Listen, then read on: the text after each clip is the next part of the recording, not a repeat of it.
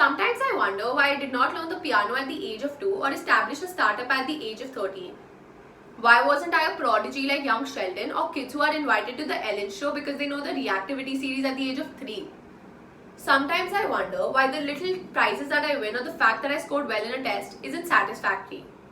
And sometimes I wonder why my achievements are just not enough.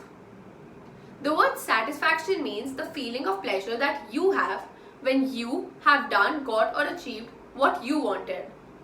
The definition makes no mention of the word society. Satisfaction isn't the feeling of pleasure that the society gets. It's what you feel. Time and again we have compared our achievements to that of others. Our generation is held at an incredibly high standard from a very young age. However, you don't need to be a prodigy to achieve something in life. Little achievements in life matter. For example, if you scored a 60% on a test and end up scoring a 65% on the next one, that's an achievement. If you're a kid like me who struggles to drink 4 glasses of water in a day but ends up drinking 8, that's an achievement.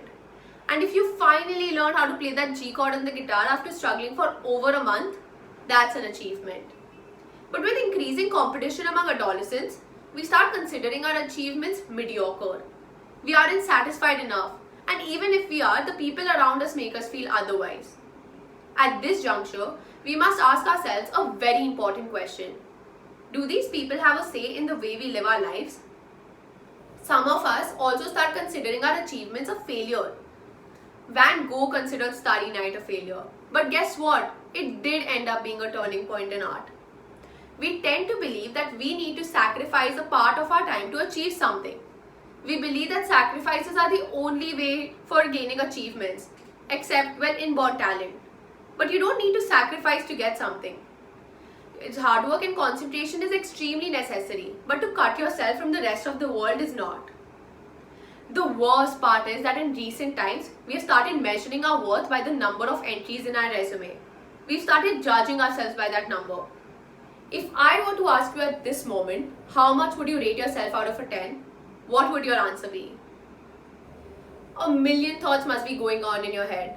What would this person give me? Does this person believe that I'm actually a 10?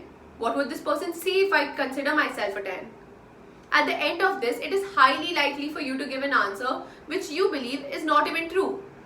If in your eyes your achievements are not a 10, how do you expect them to be in mine? This is what societal judgment has brought us to, measuring our achievements on the basis of what other people say and believe. If you are happy and content with what you have achieved, trust me, it would barely matter what the society says. All this is definitely easier said than done, but the next time if you do achieve something that makes you happy from the inside, don't feel afraid to celebrate it. Because just as Jon Kabat-Zinn rightly said, the little things, the little moments, they're not that little. Thank you.